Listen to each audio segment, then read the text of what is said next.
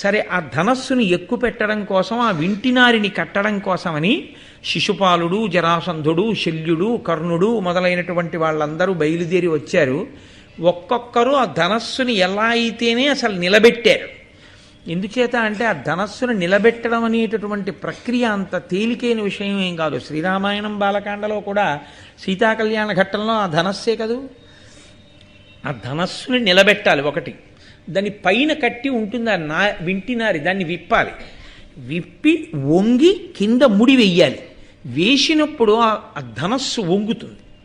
ఆ వంగిన ధనస్సుని నిలబెట్టాలి. నిలబెట్టి అప్పుడు బాణప్రయోగం చెయ్యాలి. అసలు సగానికి సగం ఇబ్బంది అంతా ఎక్కడుంటుందంటే అటువంటి మహాధనస్సుని నిలబెట్టి వింటినారిని ఎక్కించడమే కష్టం. ఎంతో బలం ఉన్నవాడైతే తప్ప అటువంటి ధనస్సుని పట్టుకోలేడు. శిశుపాలుడు మినపగింజంత మాత్రం ఎక్కించగలిగాడు.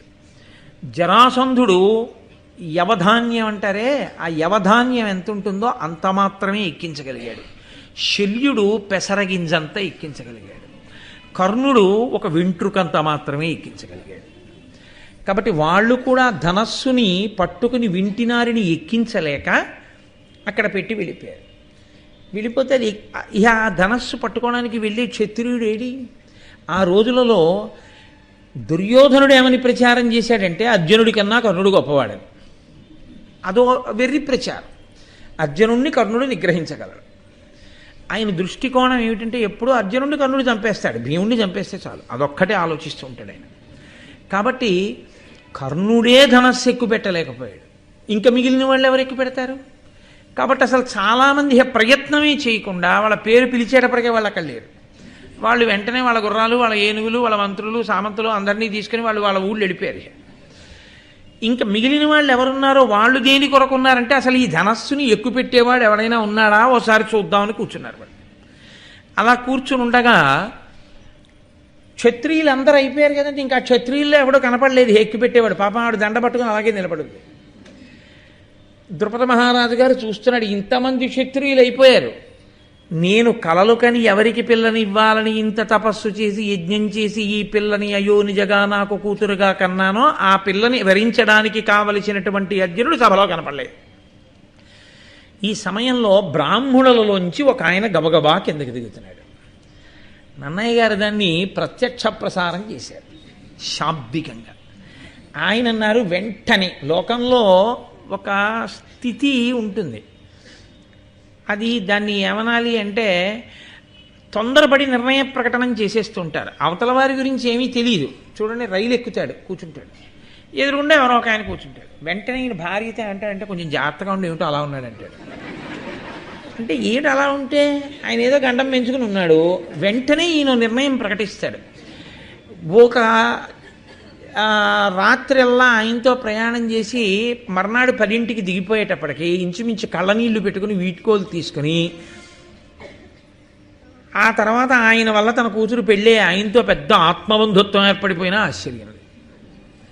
మరి ముందు ఎందుకన్నాడు ఆ మాట అంటే తొందరపడి ఏదో ఒక నిర్ణయానికి రావడం. అలా కొంతమంది బ్రాహ్మణులు అన్నారు, అర్జునుడు కిందకి దిగి పెడుతున్నాడు బ్రాహ్మణుల పరువు తీసేయడానికి తప్ప. క్షత్రియులు వెళ్ళారంటే అర్థం ఉంది, వాళ్ళే ఎక్కువ పెట్టలేకపోయారు ఆ ధనస్సు, వీడికి ఎందుకు, వీడించుకు వెళ్ళిపోతున్నాడు మధ్యలో బ్రాహ్మణుల్లోంచి, వీడికి అక్కర్లేని విషయాలు వీడికి ఎందుకని అడుగుతున్నారు. కొంతమంది అన్నారు, పోన్లే ఇంకా క్షత్రియుల్లో ఎవరు ఎక్కువ పెట్టేవాడు లేడుగా, వాళ్ళ అదృష్టం వాడు పరీక్షించుకుంటున్నాడు వెళ్ళని అని కొంతమంది అన్నారు.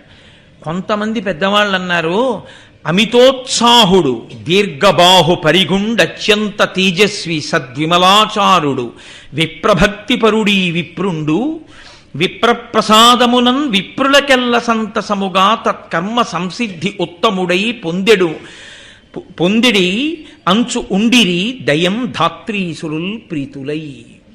కొంతమంది అన్నారు, చూడండి చూడండి అమితోత్సాహుడు, ఆయన నడవడం చూడండి అసలు ఎంత ఉత్సాహంగా ఉందో. దీర్ఘబాహుడు, ఆ చేతులు చూడండి ఎంతంత పొడుగైన చేతులు, అవి ఏదో ఇనప గుదియలు ఎలా ఉంటాయో అలా ఉన్నాయి. మహాతేజస్వి, విమలమైన ఆచారం ఉన్నవాడు, మంచి విప్రభక్తి కలిగినటువంటి వాడు. కాబట్టి విప్రుల యొక్క ప్రసాదంగా అతని యొక్క నడవడి, అతని యొక్క కదలికలు చూస్తే అతనికి ఆశీర్వచనం చెయ్యాలని అనిపిస్తోంది. కాబట్టి విప్రప్రసాదంబునన్ ఈ బ్రాహ్మణుల యొక్క ఆశీర్వచన కారణం చేత సంతసముగా చక్కగా సంతోషంగా ఇతను తత్కర్మ సంసిద్ధి ఉత్తముడై పొందెడు. ఏ పని మీద వెడుతున్నాడో ఆ పని యొక్క ఫలితాన్ని పొంది తీరుతాడు అంటూ వాళ్ళందరూ ఈయన్ని ఆశీర్వచనం చేశారు. ఈయన బ్రాహ్మణ వేషంలో ఉన్నాడు, గబగబా ధనస్సు దగ్గరికి వెళ్ళాడు. చిత్రం ఏమిటంటే రామాయణంలోనూ అంతే, ఈయన ఏం చేస్తాడన్నాడు జనకుడు. ఇక్కడ అంతే, క్షత్రియులే ఎక్కువ పెట్టలేకపోయారు, ఈ బ్రాహ్మణ పిల్లాడు ఏం చేస్తాడని మామూలుగా ఊరుకున్నాడు. ఈయన వచ్చి అది ముని విద్య అన్నమాట దృష్టజ్యుమ్నుడు అందుకు వాడాడు.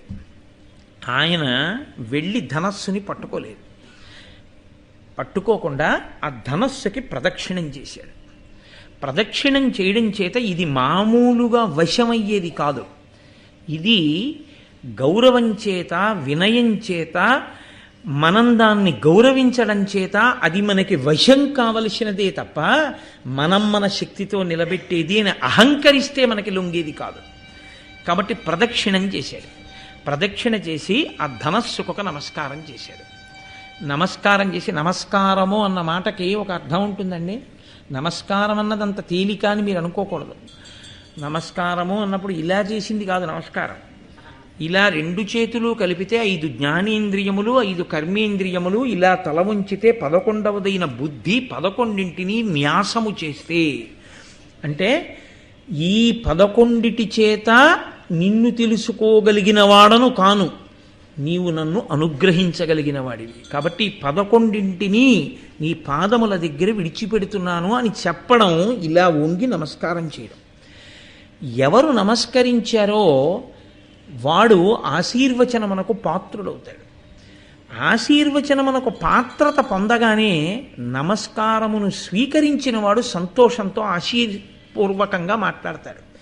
ఆయుష్మాన్ భవ అన్నారు అనుకోండి, ఆయన తపశ్శక్తి చేత ఈయనకి గండం పోతుంది. కాబట్టి నమస్కారము చేయడం వల్ల ఏమవుతుందంటే, మీరు దేనికి నమస్కరించారో ఎవరికి నమస్కరించారో వారి చేత మీరు రక్షింపబడేటటువంటి స్థితిని మీరు పొందుతారు. అందుకని నమస్కారం చేస్తారు తప్ప నమస్కారం అంటే కేవలంగా ఏదో నమస్కారం కాదు. నమస్కారం అందుకే అనేక విధాలుగా ఉంటుంది. నమస్కారం అన్నది, నమస్కారం వేరు, అభివాదం వేరు. అహంభో అభివాదయే అని ప్రవర చెప్పి అభివాదం చేస్తారు. పెద్దలు కనపడ్డారనుకోండి, పెద్దల దగ్గరికి వెళ్ళినప్పుడు ఎలా పడితే అలా నమస్కారం చేయకూడదు. పాదములు ముట్టుకుని నమస్కారం చేస్తున్నాం అనుకోండి, చేసేటప్పుడు ఎదురుగుండా కానీ ఉంటే అత్యంత పూజనీయులు అనుకోండి, చాలా పూజనీయులైతే వారి పాదములకు నమస్కారం చేస్తాం. పాదములకు నమస్కరించేటప్పుడు మీరు వంగవలసి ఉంటుంది. బాగా వంగి మీ కుడి చేతిని తీసుకెళ్ళి ఇలా పెట్టారనుకోండి, అప్పుడు కుడి చెయ్యి వెళ్ళి ఎడం పాదం మీద పడుతుంది. మీకు ఎదురుగుండా నించున్నారు కాబట్టి మీ ఎడం చెయ్యి వెళ్ళి వారి కుడి పాదం మీద పడుతుంది. అప్పుడు వారిని అవమానించినట్లు అవుతుంది. అందుకని కుడి చేతిని ఎడం చేతి మీద పెట్టాలి. ఎడం చెయ్యి ఇలా రాకూడదు, ఈ కుడి చేతిని ఎడం చేతి మీదకి పెడతారు. పెడితే ఈ కుడి చెయ్యి వెళ్ళి ఎడం చేతి మీద ఉండి ఇలా ముట్టుకుంటే వారి కుడి పాదం మీద కుడి చెయ్యి, ఎడం పాదం మీద ఎడం చెయ్యి పడుతుంది. అంటే మీ పూజనీయతని గ్రహించిన వాడన. కాబట్టి మీరు నన్ను సర్వదా రక్షింతురుగాక. అప్పుడు వారు ఆయుష్మాన్ భవ, సర్వత్ర విజయోస్తు. మా గురువుగారు అయితే శివో రక్షతు అంటుంటారు. నిన్ను ఈశ్వరుడు రక్షించుగాక. వారి నోటి వెంట ఏ మాట వచ్చిందో ఆ మాట మనకి అంగరక్షగా నిలబడుతుంది. అభివాదమునందు అలా ఉండదు. అభివాదమునందు ముందు నమస్కారం చేయరు. చాలా పెద్దల దగ్గరికి వెళ్ళారనుకోండి, మీరు నమస్కారం చేసేటప్పుడు ఈ కుడి చేయి పైన వేసి ఎడం చేయి కింద పెట్టి చెవులు పట్టుకోవాలి. ఇలా చివర పట్టుకుని ఏదో చతుస్సాగర పర్యంతంగో బ్రాహ్మణిభ్య శుభం భవతు ఆత్రేయస అర్చనానస సావాశ్వ త్రయారుషేయ ప్రబలాన్విత ఆత్రేయస గోత్ర ఆపస్తంభ సూత్ర యజుశాఖాధ్యాయీ కోటేశ్వర శర్మ అహంభో అభివాదయే అని చెప్పాలి. ఇది పరిచయం. ముందు అహంభో అభివాదయేకి ముందు వరకు చెప్తే పరిచయం చెప్పినట్టు. ఇది చెప్పాక అహంభో అభివాదయే అన్న తర్వాత నమస్కారం చేయాలి. అంతేగాని నమస్కారం చేసి లేచి చెవులు పట్టుకోకూడదు. దాన్ని అభివాదం అనరు. ముందు చెప్పి తర్వాత చేయాలి. చేస్తే అది పెద్దలకి తనని పరిచయం చేసుకోవడం. అప్పుడు వాళ్ళు ఎంతో సంతోషిస్తారు. ఒక్కొక్కసారి అదృష్టం ఏమవుతుందంటే వారి గోత్రం కూడా అదే అయిందనుకోండి, వాళ్ళు చాలా సంతోషించి, ఓ మన ఇద్దరం ఒక గోత్రానికి చెందిన వాళ్ళం, ఈ గోత్రము వృద్ధి చెందుగాక అంటారు. అంటే ఆ గోత్రం అంతా బాగా వృద్ధిలోకి వస్తుంది అని. కాబట్టి నమస్కారము ఒకలా ఉండదు, నమస్కారము అనేక విధములుగా ఉంటుంది. ఇందులో సాష్టాంగము అని ఒకటి, అది పురుషులు ఒక్కరే చేస్తారు, స్త్రీలు సాష్టాంగం చేయకూడదు. వారి యొక్క వక్షస్థలం కానీ వారి యొక్క ఈ నడుము భాగం కానీ భూమికి తగలకూడదు. ఎందుకంటే సమస్త సృష్టి స్త్రీ శరీరంలోంచి వచ్చి ఆ స్త్రీ శరీరంలో ఆ వక్షస్థలము చేతనే పోషింపబడుతుంది. కాబట్టి వినా లోకము నిలబడదు అసలు. కాబట్టి అవి పరమ పూజనీయములు. ఆ రెండు భాగములు అంత పవిత్రములు కనుక, అవి లేని నాడు అసలు సృష్టి ఆగిపోతుంది కనుక, అవి ఈశ్వరుడికి నమస్కారం చేసినా గురువుగారికే నమస్కారం చేసినా భూమికి తగలక్కర్లేదన్నారు. కాబట్టి వాళ్ళు పంచాంగ నమస్కారం, పంచాంగమే చెయ్యాలి. చోటు లేకపోతే అని అడిగారు. అప్పుడు పురుషుడు కూడా పంచాంగ నమస్కారం చేయొచ్చన్నారు. సరే, నమస్కారము అన్న ఒక్క మాట మీద ఎంత పెద్ద వ్యాఖ్యానం ఉందో. అథవా మనం తెలుసుకోవలసింది ఒక్కటే, నమస్కారము చేశారు అన్నప్పుడు మీరు గ్రహించవలసిన విషయం ఏమిటంటే, మీరు అవతల వారి యొక్క ఆధిక్యతను అంగీకరించి వారి ఆశీర్వచనము వలన మీరు రక్షింపబడతాను అని మీరు నమ్మారు అని గుర్తు. అందుకే నమస్కారం చేసేటప్పుడు ఒక్క చేత్తో నమస్కారం చేస్తే పూర్వజన్మలో చేసుకున్న పుణ్యాన్ని కాల్చేస్తారు వెంటనే. అందుకే ఒక చేత్తో నమస్కారం ఈ దేశంలో లేదు, అది వేరొక చోటి సంస్కృతి. ఇక్కడ నమస్కారం రెండు చేతులతో మాత్రం తప్ప ఒక్క చేత్తో నమస్కారం అన్నది అసలు ఎప్పుడూ ఉండకూడదు, అలా చెయ్యకూడదు కూడా. కాబట్టి ఆయన మహానుభావుడు కనుక అర్జునుడు ఆ ధనస్సుకి నమస్కారం చేశాడు. అంటే ముని విద్య, దాని యొక్క శక్తి ఏమిటో, ఆ ధనస్సుని ఆవహించి ఉన్న శక్తి యొక్క అనుగ్రహాన్ని పొందుతున్నాడు. ఇప్పుడు అసలు ఈ ధనస్సు ముట్టుకోవడానికి అర్హత ఎక్కడి నుంచి వచ్చింది? అసలు ఆ ధనస్సును ఎలా పట్టుకోవాలో నేర్పిన మహానుభావుడు ఒకడున్నాడు, ఆయన గురువుగారు. ఏ శుభప్రదమైన కార్యాన్ని ప్రారంభం చేసినా గురువుగారితోటే ప్రారంభం. గురువుగారికి నమస్కారంతో మొదలు, మా గురు పరంపర అలా కొనసాగాలి అని వారికి మంగళం పలుకుతూ పూర్తి చేయాలి తప్ప అసలు గురువుగారిని స్మరించకుండా జీవితం ప్రారంభం కాకూడదు. నిద్ర లేవగానే కూడా తాను భూమి మీద పడి ఏమని భావన చెయ్యాలంటే, గురువుగారు వచ్చి ఎదురుగుండా నిలబడి ఉన్నారు, లేవగానే గురువుగారు కనపడ్డారు అని భూమి మీద పడి నమస్కారం చేసి ఎదురుగుండా గురువుగారు నిలబడ్డారు అని భావన చెయ్యాలి. భావన చేసి నమస్కారం చేయాలి. శృంగగిరికి పీఠాధిపత్యం ఇప్పుడు వహిస్తున్నటువంటి మహాపురుషుడు, గొప్ప వేదాంతి, గొప్ప తపశ్చక్రవర్తి భారతీతీర్థస్వామి వారు బ్రహ్మచారిగా ఉండగా వారి గురువుగారు విద్యాభినవ సరస్వతీ స్వామి వారు, ఆయన గురువుగారిగా ఉన్నప్పుడు ఈయన శిష్యుడిగా వేరే ఓ చిన్న గదిలో ఉండి చదువుకుంటూ ఉండేవారు. తెల్లవారుజామున ఖచ్చితంగా 3 అయ్యేటప్పటికి లేచేవారు. ఒకరోజు ఎందుకో అలసత్వం వహించి ఆయన అనుకున్నారు, అభినవ విద్యాతీర్థస్వామి వారు గురునివాసులో కదా ఉంటారు, నేను ఇక్కడ గదిలో కదా ఉంటాను, 3 గంటలకి లేచి నమస్కారం చేయకపోతే గురువుగారికి తెలుస్తుంది ఏమిట్లే అని ఆయన జీవితం మొత్తం మీద ఆ ఒక్కరోజే బ్రహ్మచారిగా కూడా భారతీతీర్థస్వామి వారిది ఎంత క్రమశిక్షణం. ఒక్కరోజు ఆయన ఆలస్యంగా లేస్తూనే నేల మీద పడి నమస్కారం చేశారు, గురువుగారు నించున్నారు అన్న భావనతో. లేచి ఇలా పైకి లేచారు, గురువుగారు నించునున్నారు. నేను ఆలస్యంగా లేస్తే గురువుగారికి తెలుస్తుందా అనుకున్నావా అన్నారు. అంతే. ఆ తర్వాత ఇక ఆనాటి నుంచి ఈనాటి వరకు ఏ నాటికి కూడా భారతీతీర్థస్వామి వేళపట్టం లేవకపోవడం అన్నది లేదు. ఎవరు మత్స్యయంత్రాన్ని కొట్టారో ఆయన నా భర్త. భర్త అనగానే దైవం. కాబట్టి నాకు దైవము ఈ రూపంలోనే సాక్షాత్కరించాడు. కాబట్టి ఆమె మనసులో ఇంకొక రకమైన భావన లేదు. ఆమె వెంటనే వరమాల చేత పట్టుకుని వెళ్ళిపోయి ధరణీశనందనుల్దన్నతి ప్రీతితో చూచుచునుండంగ సుందరాంగి తోయజ దళనేత్ర ద్రుపద రాజాత్మజ కమనీయ గజరాజ గమనలీల చనుదించి సురరాజ సన్నిభు అభినవ యవ్వనోద్భాసితు అసిత రత్న రుచిరాంగు అంగజరూపు ధనంజయు తన చేతి సిత పుష్ప దామకమున బొలతి ముదముతోడ పూజించే అట్టి ఉత్సవము చూచి దాని సైపకపుడు కౌరవేంద్రుడాదిగా గల భూపతులెల్ల అలిగి కలయ నీపురేగి. ఆవిడ వెంటనే దగ్గరగా వచ్చి చూసింది ఆయన్ని. ఏం మామూలు బ్రాహ్మణుళ్ళ లేడు ఆయన, ఏదో ఏ చేతకాని వాళ్ళ ఏం కనపట్టం లేదు. ధరణీశనందనుల్ తన్నతి ప్రీతితో చూచుచునుండంగ సుందరాంగి తోయజదల నేత్ర ద్రుపద రాజాత్మజ కమనీయ గజరాజ గమనలీల చనుదించి. రాజులందరూ ఇప్పటికీ తమకంతో చూస్తున్నారు ఆవిడ వంక.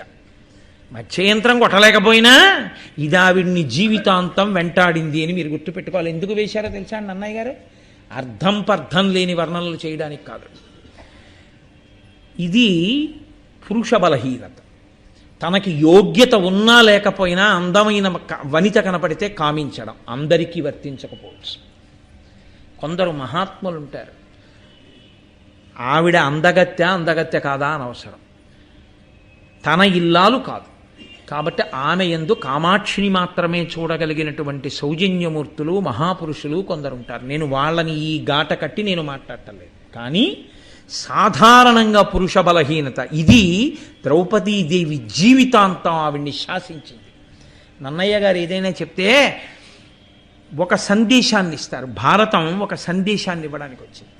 మత్స్యయంత్రాన్ని ఒకడు కొట్టాడు, ఆయన అర్జునుడో కాదో తర్వాత విషయం. ఆమె ఆయనకి ఇల్లాలైపోయింది అక్కడ ఉన్న నిబంధన ప్రకారం. ఇప్పుడు వీళ్ళు తమకంతో చూస్తే ఆవిడికి వచ్చిన నష్టం లేదు, ఆవిడలో మార్పు లేదు.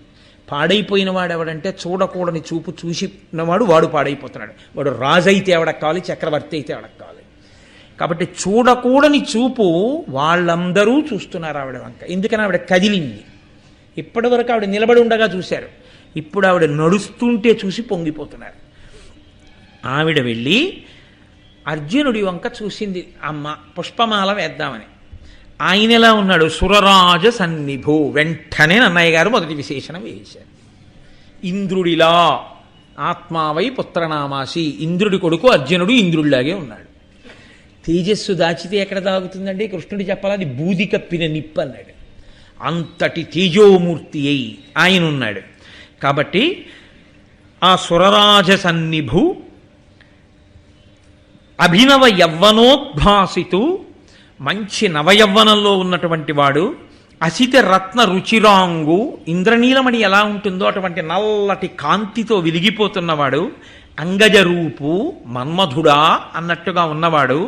ధనంజయు ఆ అర్జునుణ్ణి తన చేతిలో ఉన్నటువంటి పుష్పమాల తీసి ఆయన మెడలో వేసి పూజించగానే ఆవిడ బానే ఉంది, ఆయన బానే ఉన్నాడు. నేనే అర్జునుడిని ద్రౌపది కంగారు పడకని ఆయన అనలేదు, నువ్వు అర్జునుడు కావున ఆయన ఆవిడనలేదు. ఆవిడ ముఖంలో మార్పు లేదు. అర్జునుడు యథార్థాన్ని చెప్పకపోయినా సంతోషంగా ఉన్నా ఆయన పెద్ద ప్రకటన ఏమీ చెయ్యలేదు. కానీ తొందరపడిపోయి వెర్రికేకలు మొదలుపెట్టిన వాడు ఎవరంటే దుర్యోధనుడు. వాడి బ్రతుకంతా అసూయే, ఎక్కడా చేసేది ఏమీ ఉండదు, కానీ ఎప్పుడూ అసూయే, ప్రతిదానికి అసూయే. తాను ధనస్సు ఎక్కువ పెట్టలేకపోయాడు, ఎక్కువ పెట్టినవాడు ఓడున్నాడు, గౌరవించి వెళ్ళిపోలేదు. కానీ ఆయన ఇక్కడ ప్రారంభమైందండి. నేను మీకు తర్వాత ఆఖరణ సమన్వయం చేసేటప్పుడు చెప్తాను. అందుకొచ్చింది ఆవిడ అవతారమూర్తి అయోనిజ. ఇక్కడ వాడి అసూయ ప్రారంభమైంది ద్రౌపదీదేవి విషయంలో. ఆవిడ తీసుకెళ్ళి అర్జునుడి మెడలో పుష్పమాల వెయ్యగానే దాని సైపకపుడు అది ఒప్పుకోలేదు. ఒప్పుకోకుండా కౌరవేంద్రుడాదిగా గల భూపతులెల్ల అలిగి, దుర్యోధనుడు మొదలైనటువంటి రాజులందరూ చాలా కోపం తెచ్చుకొని అత్త మీద కోపం దుత్త మీద చూపించారంటారు చూసారా? ద్రౌపదీ స్వయంవర ఘట్టం ఎన్ని మార్పులు చెందిందనుకున్నారు? ఇప్పుడు అందరూ అనుకున్నారు ఈ బ్రాహ్మణుడు ఎవరైతే ఉన్నాడో, మీకు నాకు తెలుసు అనుకోండి అర్జునుడని, వాళ్ళకి తెలియదుగా ఇంకాను. ఇప్పుడు ఈ బ్రాహ్మణుడి మీదకి యుద్ధానికి ఎడతారు ఈ రాజులందరూ. నువ్వెవడివిరా మత్స్యయంత్రం కొట్టడానికని అని అనుకున్నారు. కానీ కోపంలో ఉన్నవాడి ఆలోచన స్థిమితంగా ఉన్నవాడు చేసిన ఆలోచనలో ఉండాలని ఏం లేదు. కాబట్టి వాళ్ళందరూ ఏమన్నారో తెలుసా అండి? ఏల రాబనిచన్ మహీషుల నెల్ల చుట్టమ పోలే మున్నేల సత్కృతి చేపే ఇందర ఇమ్మహారథులుండగా ఏల కన్యకనిచ్చే విప్రునకిందు నేడు శఠుండు పాంచాలుడు ఇప్పుడు వీనిని నిర్గత సత్తు చేయుదమాజిలోన్. వాళ్ళన్నారు, ఇంతమంది మహావీరులు ఉన్నామా, ఇంతమందిని మనకు ఆహ్వానాలు పంపించాడా, మనందరం వచ్చామా, ఎదురొచ్చి స్వాగతం చెప్పాడా, చుట్టాలని చూసినట్టు విడిదిచ్చాడా, మనందరినీ కూర్చోబెట్టాడా, తీరా మత్స్యయంత్రం కొట్టమని మనం కొట్టలేకపోతే ఓ బ్రాహ్మణ కుమారుడు కొడితే వాడికి మెళ్ళో వేసేయి అంటాడా? వాడేదో మత్స్యయంత్రం కొట్టాడు అనుకోండి, అంత చులకన వాళ్ళకి, వాడేదో కొట్టాడు, ఆయన మెళ్ళో మాలేసింది, అది సరే. అసలు పాంచాల రాజు ఏం చేస్తున్నాడు? క్షత్రియుల్ని పిలిచి బ్రాహ్మణుడు వేస్తుంటే ఊరుకోవడం ఏమిటండి? మన అవమానించడం కాదా ఇదంతాను? ఇది కోపం శేషేన పూరయేత్, తన చేతకానితనాన్ని కోపంతో పూరించాలి. కాబట్టి మనందరం కలిసి పాంచాల రాజుని నిర్జిద్దాం. ఇప్పుడు క్షత్రియులందరూ ఒకటైపోయారు, ఓ బ్రాహ్మణ కుర్రాడు అల్లుడయ్యాడు. కాబట్టి ఈయన ఏం చేశాడంటే, ఈ బ్రాహ్మణ తేజమే నన్ను రక్షించాలని అనుకోలేదు ద్రుపద మహారాజు. అనుకున్నాడు ఆ బ్రాహ్మణుల జోలికి వెళ్తారనుకున్నాడు, ఈయన జోలికి వచ్చారు. ఈయన పరిగెత్తుకుంటూ వెళ్ళి బ్రాహ్మణుల చాటున్నక్కాడు. ఎంత చిత్రం చూడండి. అప్పటి వరకు ద్రుపదుడు క్షత్రియుడు, వాళ్ళు క్షత్రియులు, వాళ్ళు ఒకటి, బ్రాహ్మణులందరూ నించున్నారు. బ్రాహ్మణ కుమారుడు వెళ్ళి పశ్చయంత్రం కొట్టాడు, క్షత్రియులందరూ ఒకటే, ద్రుపదుడి మీదకి శత్రుత్వం. వెంటనే ద్రుపదుడు బ్రాహ్మణుల చాటుకి వెళ్ళిపోయాడు. కాలము ఎంత చిత్రమైంది! ఈశ్వరుడు ఎంత ఆశ్చర్యకరమైనటువంటి మాయ ఉన్నవాడు! క్షణాల మీద మారిపోయిందంతే స్థితి అంతా. ఆయన వెళ్ళి బ్రాహ్మణుల చాటును దాక్కుంటే అప్పుడు ఆ శ్రీకృష్ణుడు బలరాముడితో కలిసి మాట్లాడుతూ ఒక మాట అంటున్నాడు. మిగిలిన వాళ్ళందరూ యుద్ధము, అల్లరి, గొడవ, గోదారి, ఎవడి నోటికొచ్చింది వాడు మాట్లాడుతున్నాడు. చూడండి, ఎక్కడో ఏదో జరిగింది అనుకోండి, నన్ను అడిగితేనండి అంటాడు. నన్ను అడిగితేనండి అన్నవాడికి ఏం చేయాలి? నిన్ను అడిగితే చెప్పాలి. నన్ను అడిగితేనండి అని చెప్పేస్తాడు అంతే. అంటే నన్ను అడిగితేనండి అని అడిగేవాళ్ళు లేకపోయినా చెప్పేస్తానులేండి అని చెప్పాడు. అప్పుడు ఏమన్నా నన్ను అడిగితేనండి అనకూడదు, నన్ను అడగపోయినా చెప్పకుండా ఉండలేనండి అని చెప్పాలి. అలా చెప్తే మరణం ఉండదని నన్ను అడిగితేనండి అంటే అడగపోయినా చెప్తాడు. అలా అది బలహీనత మనుష్య ప్రవర్తన ఎందు. వాళ్ళందరూ దెబ్బలాడుకోవడానికి సిద్ధం అవుతున్నారు. కృష్ణుడు అన్నాడు బలరాముడితో, తా లాభమగు విల్లు దాల్చి విరోధుల నెగచుచున్నవాడు ఇంద్రతనయుండు, ఆతనికెలన మహావృక్షహస్తుడయ్యున్న వీరుండు వృకోదరుండు, యంత్రంబు నరుడేసి అప్పుడు పోయిన అగౌరవవర్ణుండు యమతనూజుండు, ఆతనితోడ అరిగిన ఇరువురు కవలలు వారర్క ప్రకాశ తేజులనిన లక్క ఇంటి అగ్ని దాహంబున ఎట్లు బ్రతికి రొక్కో ఈ మహాత్ములెట్టి పుణ్య దినమో ఏవుర చూచితి అనుచు సంతసిల్లె హలధరుండు. కృష్ణుడు అన్నాడు బలరాముడితోటి, చూశావా, అదిగో ఆ చేతిలో ధనస్సు పట్టుకుని మత్స్యయంత్రాన్ని కొట్టడమే కాకుండా ఆ ద్రుపద మహారాజు జోలికి వెడదామనుకున్నటువంటి క్షత్రియులందరినీ కూడా నిగ్రహించడానికి, బాణప్రయోగం చేయడానికి సిద్ధపడుతున్నాడే, ఆయనే అర్జునుడు. అదిగో అర్జునుడికి బాసటగా గబగబా బయటికి వెళ్ళి ఓ పెద్ద చెట్టు ఒకటి పీకి చేత్తో పట్టుకుని లోపలికి వస్తున్నాడే, అతనే వృకోదరుండు భీముడు. ఇప్పటి వరకు ఇక్కడుండి అర్జునుడు భీముడు యుద్ధం చేయడం మొదలెట్టగానే వెళ్ళిపోతున్న వాళ్ళు ఉన్నారే, ఆ పచ్చటి రంగువాడు అతనే ధర్మరాజు. అతని వెంట వెళ్ళిపోయారే ఇద్దరు, వాళ్లే నకుల సహదేవులు. కాబట్టి అన్నయ్య, వాళ్ళు పాండవులు. ఆ మత్స్యయంత్రాన్ని కొట్టినవాడు అర్జునుడు. అంటే బలరాముడు అన్నాడు, లక్క ఇంట అగ్ని దాహంబున నిట్లు బ్రతికి రొక్కో. లక్క ఇంట్లో కాల్చేశారని కదూ అందరు అంటున్నారు. ఈ మహాత్ములు లక్క ఇంటిలో పెట్టి కాల్చేస్తే ఎలా బతికారా? ఎట్టి పుణ్యదినమో ఏ ఊర చూచితి, ఇవాళ ఎంత పుణ్యదినమో, మళ్ళీ 5గురిని చూడగలిగాను అనుచు సంతసిల్లె హలధరుండు. నాగలి ఆయుధంగా కలిగినటువంటి బలరాముడు చాలా సంతోషించాడు ఆ 5గురిని చూసి.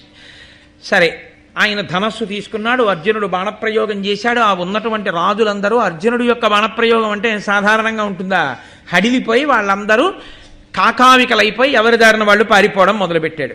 కర్ణుడి మాత్రం గబగబా ఓ ధనస్సు తీసుకుని నిన్ను నీతో యుద్ధం చేస్తానని వచ్చి నా ఎదుర చక్కనయ్యని సేయగా భార్గవునకును సచీవరునకు కౌంతేయుడగు విజయునకు గా కాయత భుజశక్తి ఒరుల అలవియే ధరణిన్. నేను ధనస్సు పట్టుకుని యుద్ధానికి వచ్చాను, నేను కర్ణుణ్ణి.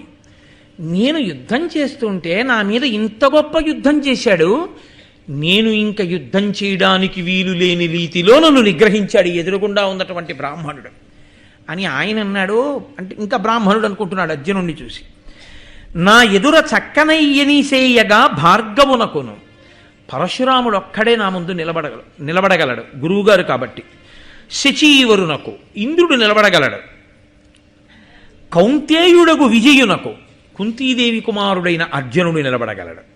ఈ ముగ్గురూ కాకుండా నువ్వు బ్రాహ్మణుడివి, నువ్వెలా నన్ను యుద్ధంలో ఇలా నిగ్రహించగలిగావు? నువ్వెవరు ఈ ముగ్గురూ కాకపోతే అన్నాడు. అంటే అర్జునుడు అన్నాడు, ఏను నీ చెప్పిన వారి లోపల ఎవ్వడగాను, కాని నే సర్వశాస్త్రాస్త్ర విద్యలగడు ప్రసిద్ధుండ, భూనుత బ్రహ్మ తేజోధికుండ, నిన్ను పోరిలో ఓర్వగానున్న వీరుండ, ఒండు దక్కి లోగక చక్క నిలుము. ఆయన నన్నయ్య గారి పద్య రచన అంటే ఋషితుల్యుడండి, మహానుభావుడిది. ఆ పద్యాలు అలా పడ్డాయి ఆయనకి. ఏను నీ చెప్పిన వారి లోపల ఎవ్వడనుగాను, నువ్వు చెప్పావే పరశురాముడు నిలబడగలడు, అర్జునుడు నిలబడగలడు, లేకపోతే ఇంద్రుడు నిలబడగలడని, నేను ఆ ముగ్గురిలో ఎవ్వరినీ కాను. కాకపోతే మాత్రం శస్త్ర అస్త్ర విద్యలు ఎరిగిన వాణ్ణి, నేను బ్రాహ్మణ తేజస్సు కలిగిన వాణ్ణి. నీకేమైనా ధైర్యం ఉంటే నిలబడి యుద్ధం చేయి ఇంకా నాతోటి, అలా పారిపోతావే అన్నాడు. అర్జునుడు అబద్ధం చెప్పలేదా? అలా అనొచ్చా? నేను ఈ ముగ్గురులో ఎవరిని కాను అనొచ్చా అర్జునుడు? మరి ఎందుకు అన్నట్లు అంటే ఆ పద్యంలో మొదటి పాదాన్ని ఇంకొకలా విరిచి చదవండి. ఏను ఈ చెప్పిన వారి లోపల ఎవ్వడగాను, అలా చదివితే ఏను నీ చెప్పిన వారి లోపల ఎవ్వడగాను, నేను నువ్వు చెప్పిన ముగ్గురులో ఎవరిని గాను అనుకుంటున్నావు?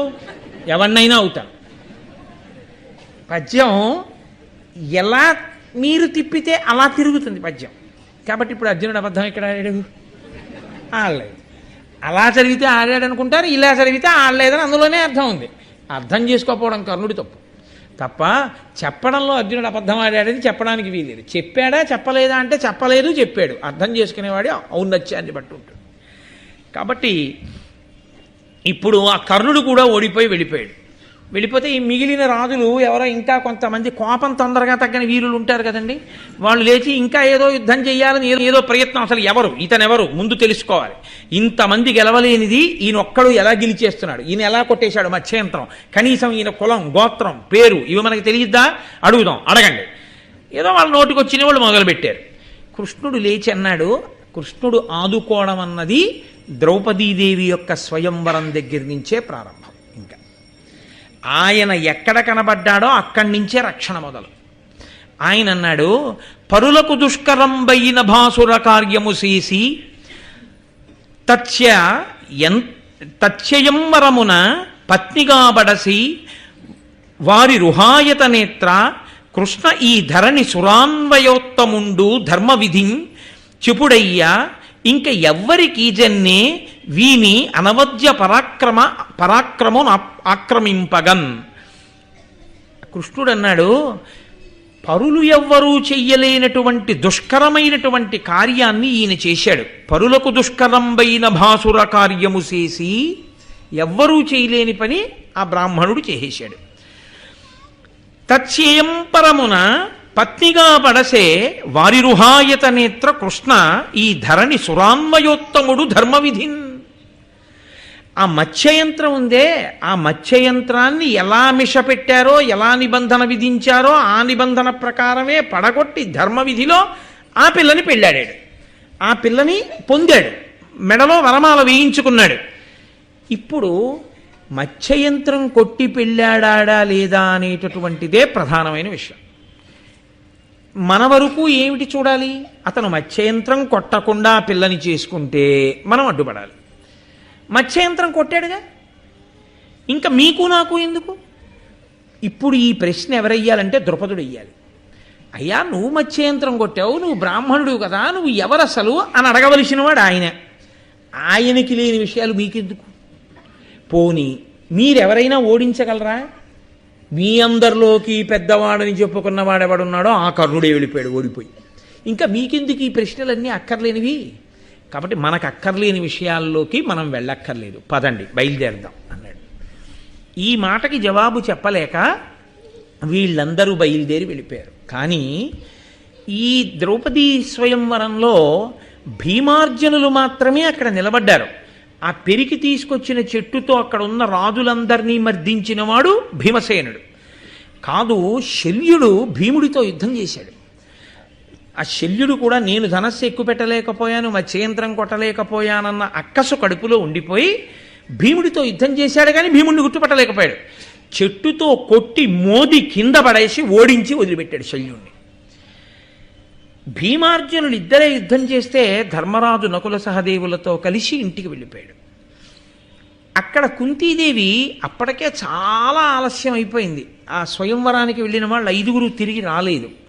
ఆవిడ మనసులో బెంగ పెట్టుకుంది. ఇంకా ధర్మజుడు నకుల సహదేవులు కూడా రాని కారణం చేత కుందిన ద్రౌపది ఉత్సవ సందర్శనోత్సుకులైపోయి కడు పెద్ద ప్రొద్దయ్యే కొడుకులేల మసలిరో కౌరవల్ విసువక వైరంబు కావించు పాప స్వభావులు ఎరిగి క్రందున చంపిరో అందుల కేవురు లీలతో ఒక్కట నేల అరిగి అవ్యయుండయిన వేదవ్యాసు వచనంబు నిక్కంబు గాకుండు నొక్కో వీల్పులారా భూసురేషులారా మీ శరణంబా కాని యొండు గతియుగాక నాకు శరణమగుడు సుతుల కరుణతో రక్షింపుడనుచు కుంచి వగచి వనరుచుండే. ఆవిడ పాపం మనసులో కుందుతోంది. అయ్యో స్వయంవరోత్సవాన్ని చూస్తామని చెప్పి నా పిల్లలందరూ వెళ్ళారు, చాలా పొద్దుపోయింది, ఇప్పటికి తిరిగి రాలేరు. ఆ కౌరవులు పాపస్వభావులు 5 వెళ్ళడం చూసి పాండవుల్ని గుర్తుపట్టి నిష్కారణంగా ధర్మాన్ని పక్కన పెట్టి చంపేశారో, లేకపోతే ఏదైనా ఆపదొచ్చిందో మహానుభావుడైనటువంటి వేదవ్యాసుడు మీకు శుభపరంపర ప్రారంభమవుతుందని ఆశీర్వచనం చేశాడు. కాబట్టి ఆయన ఆశీర్వచనం నాకిప్పుడు అండగా నిలబడాలి. నేను సమస్త బ్రాహ్మణులకు దేవతలకు నమస్కారం చేస్తున్నాను, శరణాగతి చేస్తున్నాను, నా బిడ్డలు రక్షింపబడుగాక అని ఆవిడ అంటుండగా ఆ ధర్మరాజు గారు నకుల సహదేవులతో లోపలికి వచ్చాడు. ఏరి భీమార్జనులు అని అడిగింది. భీమార్జనులమ్మ అదిగో అక్కడ ఇంకా స్వయంవర మంటపంలో ఉన్నారు, వచ్చేస్తున్నారు అని చెప్పాడు. అప్పటికి ద్రౌపదీదేవి నీ స్వయంవరంలో మత్స్యయంత్రాన్ని కొట్టి అర్జునుడు గెలుచుకున్నాడని కానీ, అర్జునుడి మెడలో ద్రౌపదీదేవి వరమాల వేసిందని కానీ, ఆ అర్జునుడు భీముడితో కలిసి ద్రౌపదిని కూడా తీసుకుని ఇంటికి వస్తాడని కానీ ధర్మరాజు గారు అనలేదు. వెనక భీముడు, అర్జునుడు, ద్రౌపది మెడలో వరమాల వేసేసింది కదండి. ద్రౌపది సహితుడై భీమార్జనులిద్దరూ ఇంటికి వచ్చారు. అది ఏమంత పెద్ద ఇల్లు, అదో కుమ్మరి ఇల్లు అది. ఆ ఇంటి లోపలికి వస్తూ ప్రతిరోజు లోపలికి ఎలా వస్తారో అలాగే అర్జునుడు లోపలికి వచ్చి కుంతీదేవితో ఒక మాట అన్నాడు. అమ్మా ఇవాళ ఒక భిక్ష తెచ్చాను అన్నాడు. ఆవిడంది 5 ఉపయోగించండి. ఆయన దృష్టిలో ఆయన తెచ్చిన భిక్ష ద్రౌపదీదేవి. ఆవిడనుకుంది సామాన్యమైన భిక్ష తెచ్చారు అనుకుంది. అనుకుని అది 5 తింటారు, మనం రోజు చూస్తున్నాం కదా. అందుకని మనం రోజు చూస్తున్నామంటే భారతంలో వింటున్నామన్న ఉద్దేశం. కాబట్టి మీ 5 ఉపయోగించండి అదే మాట మాట్లాడింది. ఇప్పుడు లోపలికి ద్రౌపదీదేవి వచ్చింది. ఆవిడ వంక చూసింది. అమ్మా స్వయంవరంలో గెలుచుకున్నానమ్మా, వరమాల వేసింది ఈమెనే, నేను భిక్ష అన్నాను. ఆవిడ అవాక్కైపోయింది. అరేరే, నా నోటి వెంట ఇప్పటి వరకు అమృతము రాలేదు, నా నోటి వెంట ఏది వచ్చిందో అది సత్యము కాకపోవడం అన్నది లేదు. నా మాట అసత్యమా, లేకపోతే నేను పలికినది సత్యము కాకుండా పోతుందా? ఎందుకు వచ్చింది నా నోటంటే ఈ మాట ఇవ్వాలా? ఎంత తమాషా చూడండి. ధర్మరాజు గారు చెప్పలేదు. అర్జునుడు ఏమని చెప్పాలి? అమ్మ మత్స్యయంత్రం కొట్టి పిల్లని తెచ్చాననాలి, ఆ మాట అనలేదు. భిక్ష తెచ్చానన్నాడు, 5 ఉపయోగించండి అన్నాను. ఇప్పుడు ఈ తన్వి తోడ్కొని నీ తమ్ములిరువురు ప్రీతి ఏతించి ఈ భిక్ష యొప్పగునుమని నాకు చెప్పినను ఏ ఊరు ఉపయోగింపుడంటి నా యుక్తి తొల్లి అనృతమున్నండు కాదనగా మీరెప్పుడూ మద్వచనాతిక్రమంబు సేయరు ఇది లోకంబున లేనియది ఏమి సేయంగనగు అని చింతాకులాత్మయైన తల్లి నూరార్చి వాసవతనయు చూచి పార్థార్థ నీ చేత పడయంగబడిన దీని అగ్ని సన్నిధి పాణిగ్రహణంబు నీవు చేయుమన ధర్ము చేయుమన ధర్ము చేయుమన ధర్ము చేయుమన ధర్ము చేయుమన ధర్ము చేయుమన ధర్ము చేయుమన